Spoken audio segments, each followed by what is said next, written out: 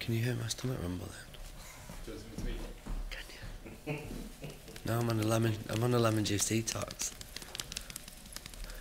Yes. Head of family? For 3 days. I can't, I've got no energy. I was born in Manchester, in St Mary's Hospital, I think. I was born by caesarean. My dad was unconscious on the floor because he's very squeamish, so he fainted for both mine and my sister's births. I grew up outside of Manchester in a place called Edenfield, which is in a place called Ramsbottom. When I was younger, I think I would maybe describe myself as quite loud and outgoing, very excitable. I think I was kind of mature for my age, like emotionally mature for my age. I used to hang around with adults a lot more than I did with children. Like if there was a big party and there was a kids' table, I would hate being on the kids' table. I'd immediately get up and go and speak to the grown-ups. I found them much more interesting to talk to. And yeah, I think I was very playful and very fun. Like school, I had to be having fun at school. I remember my mum having an argument with one of my teachers because they said that I didn't concentrate. So my mum asked if she was making my lessons fun. I also got told once by an art teacher that I was too creative, which was kind of hilarious. Yeah, my art teacher said I was too creative. I don't know what that means. Maybe that I wasn't sticking to the curriculum or sticking to her brief close enough, I can't remember. But well, that was when I was quite young. My mum was incensed again. Both of my parents remarried, yeah. My dad married my nanny, which was cool all around. And they got married when I was about 8 years old. And then my mum remarried when I was 17, I think, and told me that she was married when I was about 18. So she got married without letting me know first, which was, in her words, because it was just for tax reasons, so it wasn't a very romantic wedding. She got her ring from a motorway service station, wore a trouser suit, wasn't very interested, to be honest. But yeah, we weren't invited to that one. But but she'd been with the guy that she married since I was 3. Like I knew him. That was my first question when she told me she was married. I said, "Oh, anyone I know?"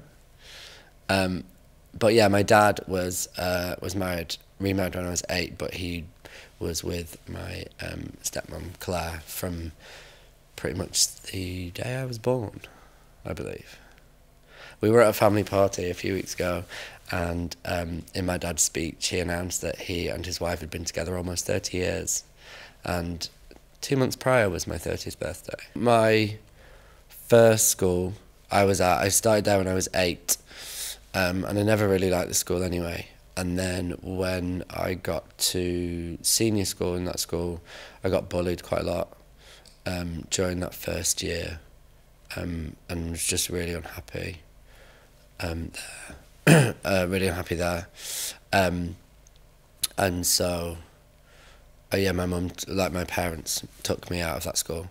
It was quite a difficult experience for my family as a whole, really, because it was one of those situations where the whole family had been to that school for generations. And I think I was the 3rd or 4th generation to go to that all-boys school. So it was kind of a bigger deal for my dad to take me out of that school and move me, but it was important, I think. I think he realised how unhappy I was. I kind of became a different child during that time. I was very quiet, very subdued. I was pretty badly behaved at that school, got suspended, and was kind of just a different person because I was unhappy. So it made a massive difference to me and my sort of formative years, moving to a new school, moving to a smaller school where it was very much a case of sort of big fish, little pond, as opposed to the other way around. And I got the attention that I craved from everywhere, I suppose. Getting bullied is horrible. It makes you feel scared. I wasn't like a physical bully. I didn't get beaten up much. I didn't get beaten up much, but it was more emotional name calling. I got bullied for being gay when you're 11 years old. That's pretty tough because you don't really realise yourself, and so it makes you feel weird and helpless because you're just not really doing anything, and I just sort of really retreated into myself during that period, and my parents sort of really noticed when I was at home how introverted I became. I think being bullied definitely made me stronger, more determined, possibly in life, to be successful, or to do what I wanted to do, to be what I wanted to be. Because during that time I felt like I was sort of trapped in this place that I hated and didn't want to be there. And kind of ever since then, ever since school, I've never really been in a place or a job or a position that I've not wanted to be in.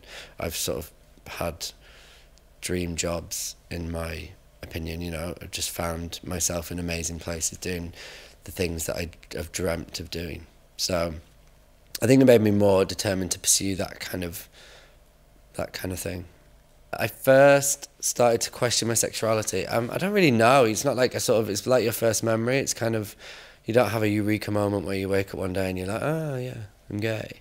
But I think just sort of during the period that you realise about sexuality, or like anyone does, when you start to sort of have, you know, be attracted to people, or you start to realise about sexuality, I think you realise what you're attracted to and who you're attracted to. So probably like early teenage years, but there was never really a eureka moment of waking up one day and realising that you were gay at all.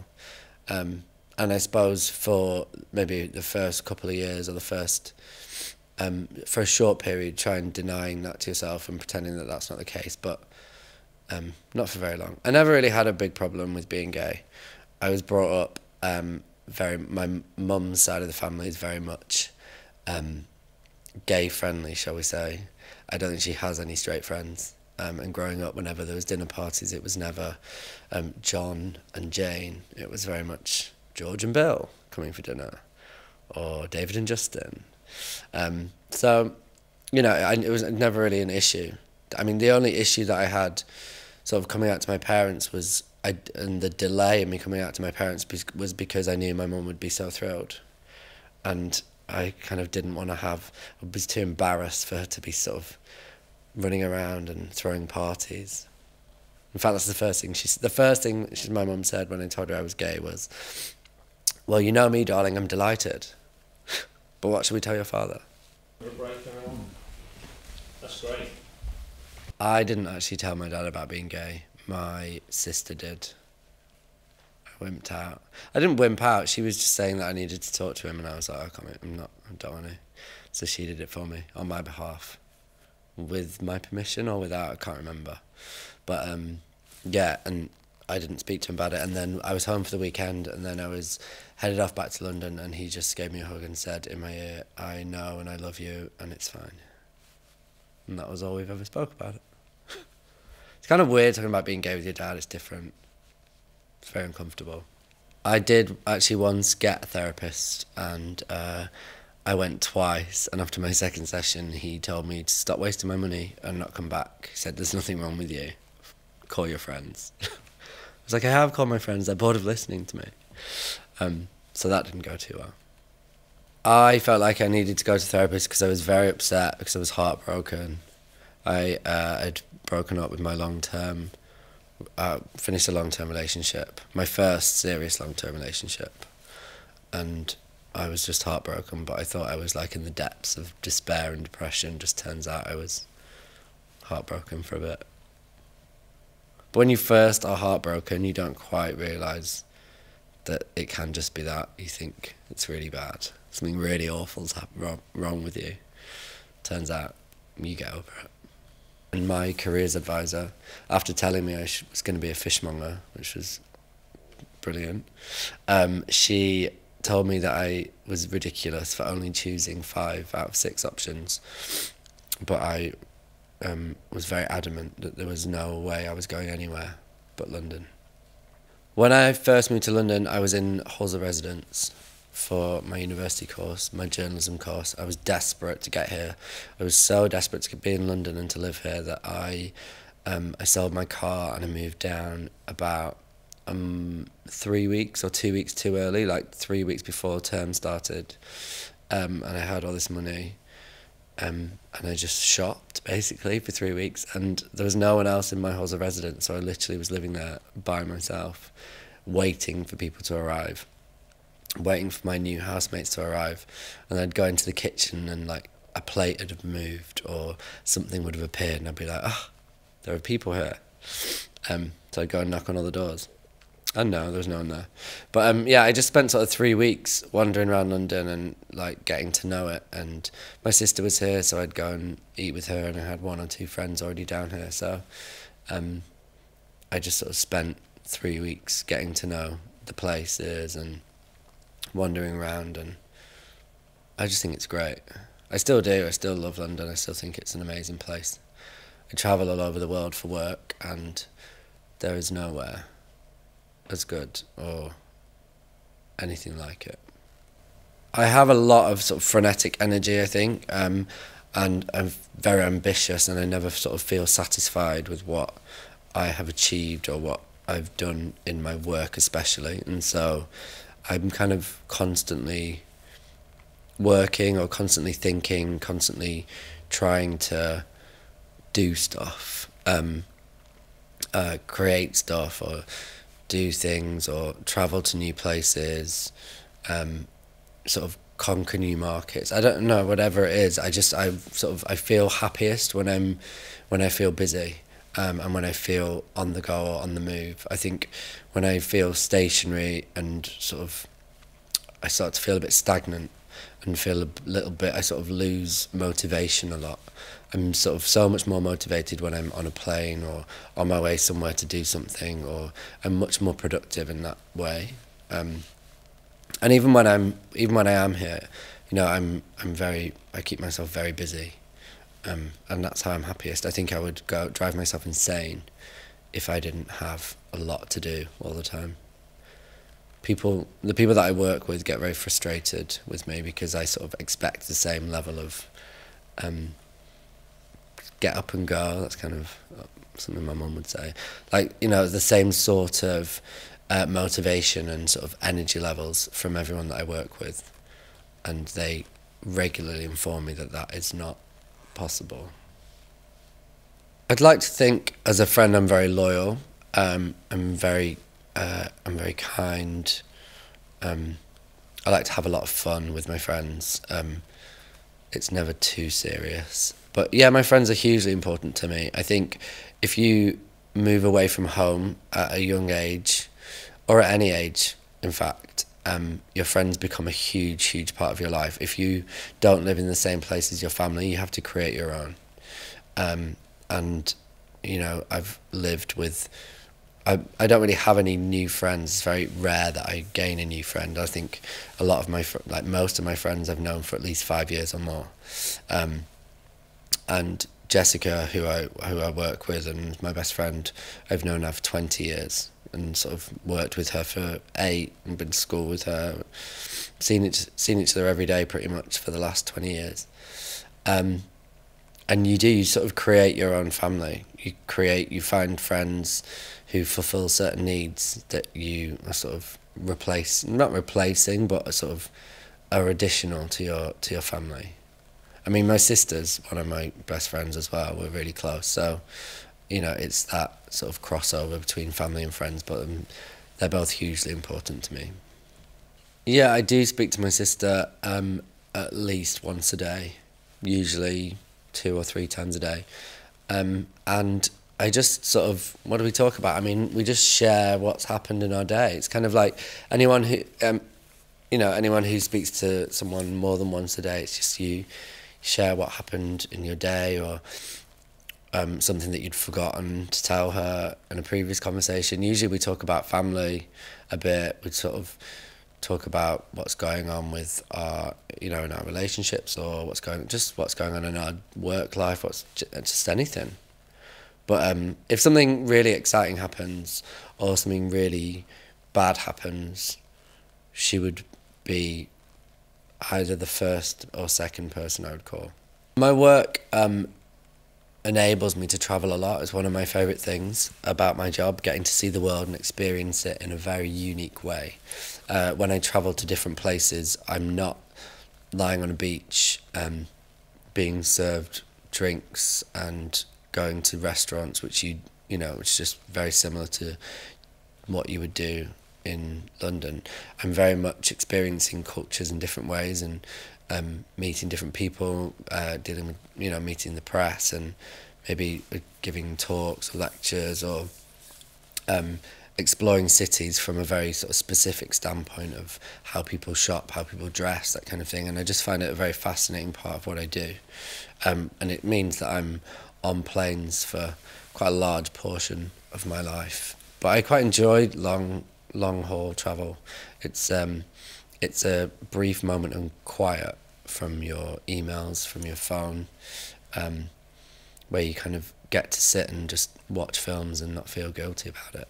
But it's also quite a productive time being in the air, I think, because you just are up there with your own thoughts and you're able to actually channel those thoughts into something productive rather than having them 1 second and them getting distracted. 2 seconds later you are just up there, locked away. My work enables me to travel a lot. It's one of my favourite things about my job, getting to see the world and experience it in a very unique way. I don't know, I see myself as quite very open. I just tell people everything about myself until I think they like me. I am very playful, quite silly, very childlike, not childish, although I can be at times. Yeah, I don't know. I'm very hardworking, loyal, friendly, open. I don't know, it's quite difficult describing myself. It's quite uncomfortable. Loyal, hilarious.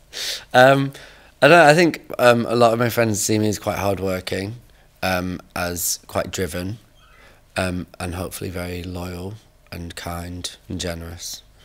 Maybe not massively generous. Could be quite tight. I'd say I was pretty comfortable in my own skin and other animals' skin, as I'm wearing today. I think I'm pretty comfortable in my own skin. I think you get more and more comfortable in your own skin as you get older. I think being 30 helps. You get more and more comfortable as you get older, and then you just get to the point where you want to change your own skin and tighten it and lift it and plump it. Looking back, do I have any regrets? I don't think so. I don't have any huge regrets. I think, you definitely, I'm quite critical of myself, and so I probably have, I would critically look at things that I've maybe done in the past work-wise. It could have been done differently, could have been done better. But I don't think they're regrets, really. I don't have any huge regrets. They're all kind of learnings and ways of sort of improving and making yourself better. Yeah, I'm on a lemon juice detox until I can't take it anymore. I did it once before Fashion Week and everyone was like, oh my God, you look amazing. What's happened? And I was like, I've not eaten anything but lemon juice for 4.5 days and I'm about to eat your fingers. I think a really favourite smell of mine is cigars. When I was a kid, my dad used to smoke cigars, but he was never allowed to smoke them in the house. So he used to smoke them out the extractor fan in the kitchen. So as you were coming home from school, the extractor fan was like blowing these Henry Winterman's fumes down the drive and then up the road. So you'd smell them about 200 metres away from home. So that's always a very comforting smell.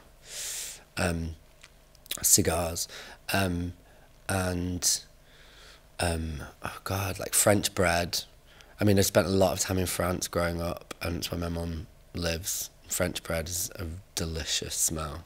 Not the fake French bread that they pump out in Sainsbury's to try and make you eat carbs, but like the real French bread. It's delicious. In a crisis, I think I freak out. First thing I do is freak out, and then I sort of regather myself and reevaluate and try and get a bit of perspective. I often sort of say, let's get a bit of perspective, It's not that bad. It's fine, and then deal with it. Oh, I think I'm quite calm in a crisis, really. Yeah, I think so. Yeah, I'm definitely a royalist. More and more so.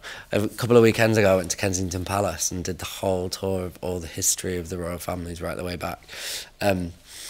Yeah, no, I'm a real royalist. I think the Jubilee and the Queen's Jubilee, and what else was it that year? Oh, the royal wedding as well. Definitely brought out my inner royalist.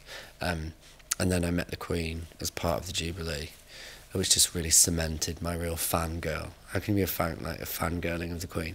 I think, I think they're brilliant. I think they're like, it's something that makes us different and very British. It's just such a unique thing. The royal family, I think they're fascinating. I met the Queen very briefly, and I wasn't really prepared for what to say. And we started talking about expansion in China, expanding my business in China, which was kind of a ridiculous thing to be talking to the Queen about. I was like, why did I talk about China with the Queen of England? And she was like, oh, that's very interesting. And then as she left, she turned back over her shoulder and was like, well, there are enough people there. She was very funny, very droll.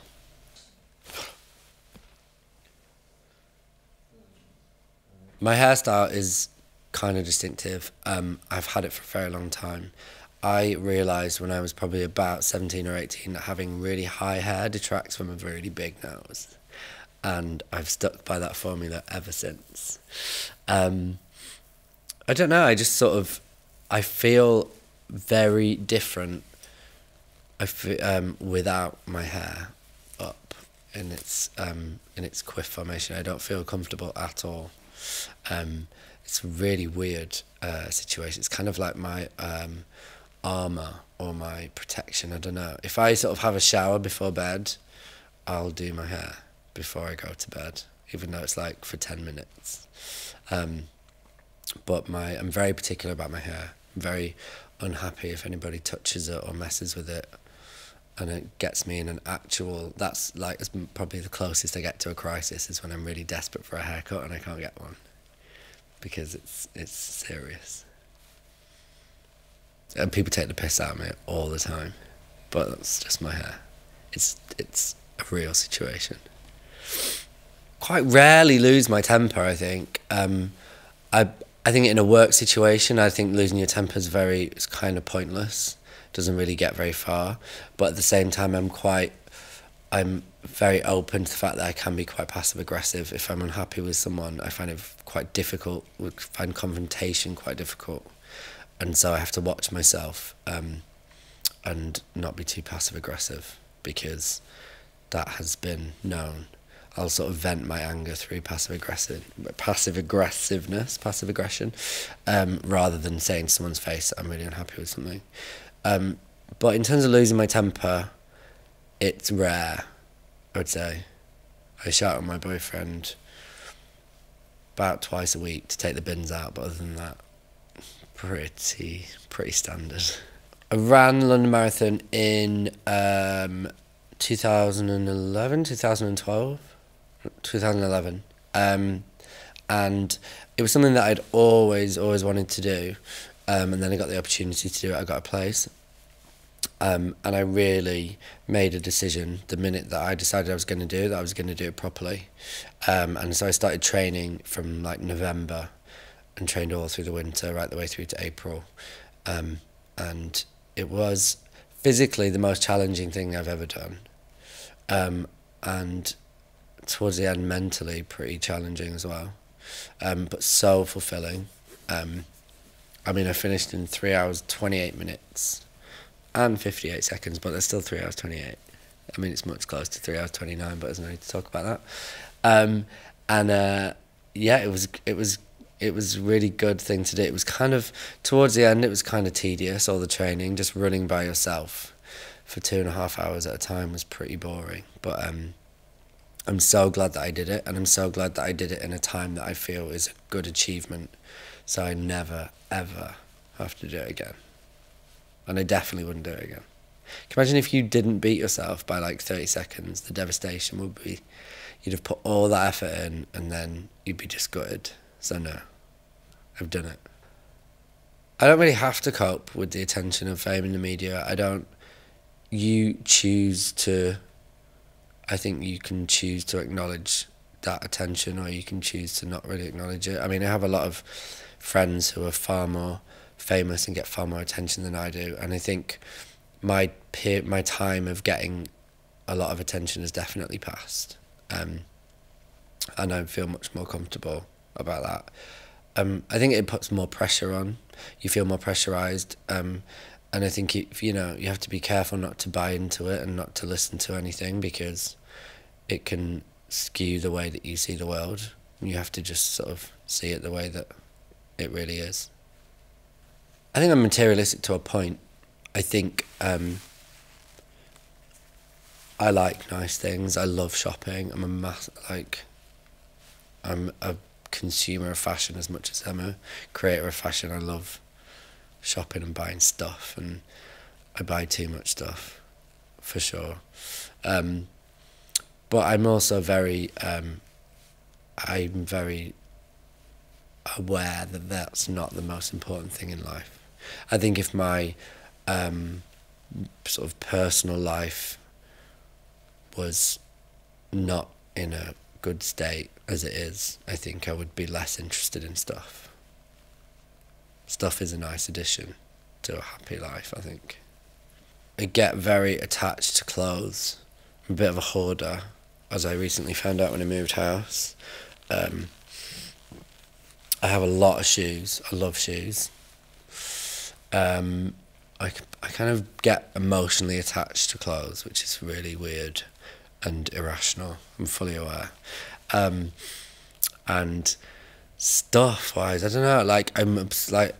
When I travel, one of the most important things is my phone, my iPhone. I'm kind of glued to my phone, but it sounds very materialistic. But I think my iPhone is my connection to my world, to my friends and family. It's got my pictures on it. It's got all my contacts on it. It is my way of contacting people wherever I am in the world. It makes me feel not far away, or not lonely, or not sort of alone wherever you are in the world, in a hotel, I suppose. So you've always got your phone. So it kind of sounds really lame and materialistic, but my phone is definitely one of my important things.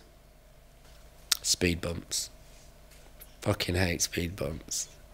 Speed bumps are the worst invention, and they're everywhere. Everywhere. Speed bumps, people kissing on the tube. It's foul. Don't kiss on the tube. If I kissed someone on the tube, he'd probably beat me up. So why should you? No, I'm kidding. The noise of two people kissing on the tube is so offensive and in your face that it just really repulses me. It makes me very cross. I despise gossip. And at the same time, I can't honestly tell you that I don't gossip. But I hate being gossiped about. It's a real bugbear of mine, because I'm often experience gossip is just often untrue, and things get twisted and changed, and if I feel I'm being talked about, it makes me very uncomfortable. I hate it. But then I gossip all the time. I'm such a gossip. My worst quality is my attention span is very short, and I won't finish one task before starting 7 others, and that can be quite frustrating for a lot of people around me. My best quality is my ambition and drive. You could walk into that world. If I could walk into any film, it would be Clueless. Obviously, one of the best films ever. I'd walk into Clueless because that's one of my favourite films, and it's just a ridiculous scenario of hilarious stuff. I don't know. I fear failure a lot. I have quite high expectations of myself, and I would hate to fail at something. I'm quite competitive, and quite ambitious. So I think failure is something that I definitely fear and dread, and sort of, I think maybe that's part of my sort of ongoing energy, is just that fear of failure sort of driving me to keep going and keep growing and building and bettering what I do. I don't know if it qualifies as a phobia, but I fucking hate gusset stickers. They are foul. I don't know why they exist. As a young stylist assistant, having to put together bikini specials, swimwear specials, 100 bikinis for 30 quid or whatever, I was often on the floor of a fashion cupboard buried in gusset stickers, because you'd have to remove them to shoot them still life. Oh, they're just disgusting. I don't know what they are. I don't know why they exist, and I don't know why they have to exist. But it's not really a phobia, but they are foul. Foul. Just the word. Why? What is the word gusset? What does it mean? Do you even use gusset in any other context? No. Do you?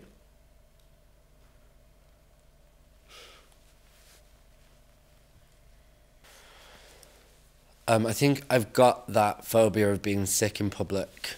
I was going to be sick once in the back of the car. My mum thrust a Tesco carrier bag in front of my face and told me to be sick into it. And I hyperventilated so much that I kind of lost the use of my lower arm, my forearms and my hands, and they sort of went into spasm. So my mum thought I was having a stroke and took me to A&E. But it very soon dissipated when I started breathing, so it wasn't really that big a deal.